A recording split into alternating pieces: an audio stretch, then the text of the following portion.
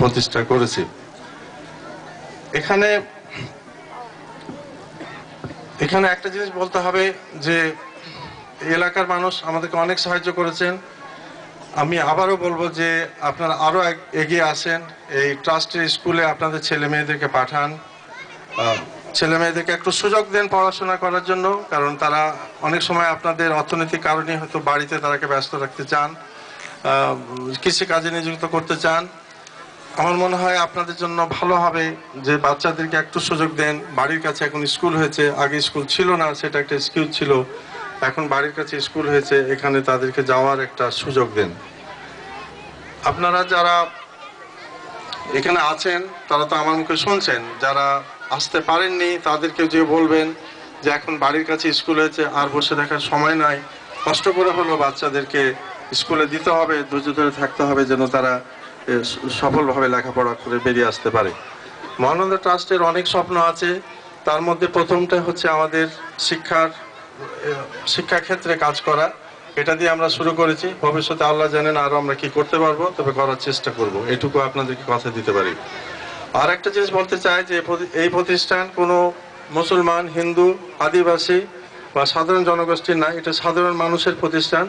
ধর্ম বর্ণ নির্বিশেষে এই প্রতিষ্ঠান সবার জন্য কাজ করবে, এটা আমার পক্ষ থেকে বা আমাদের পক্ষ থেকে এটা একটা অঙ্গীকার। শেষ করার আগে আমি একটা জিনিস বলতে চাই, আমাদের এখানে অনেকে কাজ করেছেন, তাদেরকে একটু ধন্যবাদ না দিলে আমি অকৃতজ্ঞ থেকে যাব। আশরাফুল হক, আমাদের মতু ভাই, তার সঙ্গে কামরুজ্জামান, অন্যান্য সহযোগীরা দিন রাত্রি খেটে বিনা পরিশ্রমে কাজ করছেন।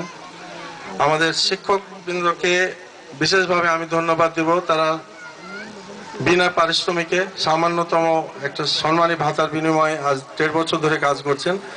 এই ধরনের ত্যাগ কেউ করতে পারবেন কিনা আমার জানা নাই, তবে আমরা খুবই গর্বিত যে আমার আশেপাশে এই ধরনের শিক্ষক শিক্ষার্থীবৃন্দ আছেন যারা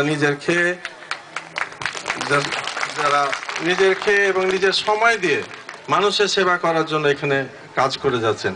এটা ভাবতো আমার কাছে খুব অবাক লাগে যে কিভাবে ওনারা এই ধুলা বালি মেখে এই সমস্ত এত দূরে 3-4 কিলোমিটার এসে ওনারা আপনাদের শিক্ষার জন্য চেষ্টা করছেন।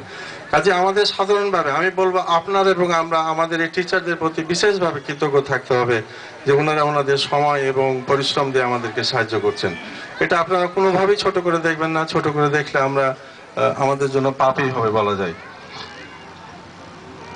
এই স্কুল সম্বন্ধে আরেকটা কথা বলবো, এটা সাধারণ একটা স্কুল হিসাবে আমরা করার চেষ্টা করছি না, এটা একটা কারিগরি স্কুল হবে যেন আমাদের ছেলেমেয়েরা এখান থেকে পাস করে কাজকর্ম করে খেতে পারেন, সেটার আমরা চেষ্টা চালাবো। এখনো জাস্ট যাত্রা শুরু হয়েছে, আশা করি এই ব্যাপারে আমরা সফল কাম হব।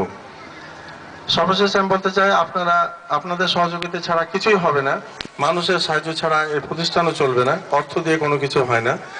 কাজে আমি বিশেষভাবে অনুরোধ করব যে আপনারা যে অবস্থানে আছেন সেই অবস্থান থেকে সাহায্য করেন, কোনো অবস্থানটাই ছোট নয়। যিনি কৃষক আছেন উনিও হেল্প করবেন, যিনি টিচার আছেন, যিনি ব্যবসায়ী আছেন, প্রত্যেকের অবস্থান থেকে হেল্প করবেন, এটাই আমার কাম্য এবং আপনাদের সহযোগিতা কামনা করে এখানে শেষ করছি।